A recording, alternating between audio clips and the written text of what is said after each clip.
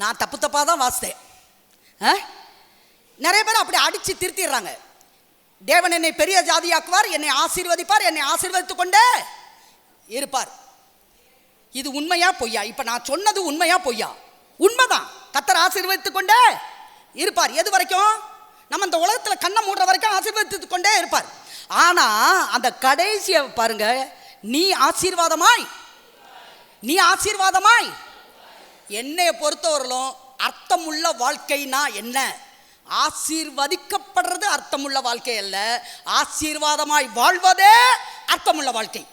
எத்தனை பேர் அர்த்தமுள்ள வாழ்க்கை வாழணும்னு விரும்புறீங்க? வாழ்க்கைங்கிறது வேறங்க, அர்த்தமுள்ள வாழ்க்கைங்கிறது வேற. ஆசீர்வதிக்கப்படுறது வேற, ஆசீர்வாதமாய் வாழ்றது வேற. எத்தனை பேர் சொல்றீங்க நான் பிறருக்கு ஆசீர்வாதமாய் வாழ விரும்புகிறேன்? நான் சொல்றேன், இதுக்காக தான் தேவன் உங்களையே ஆசீர்வதிக்கிறார்.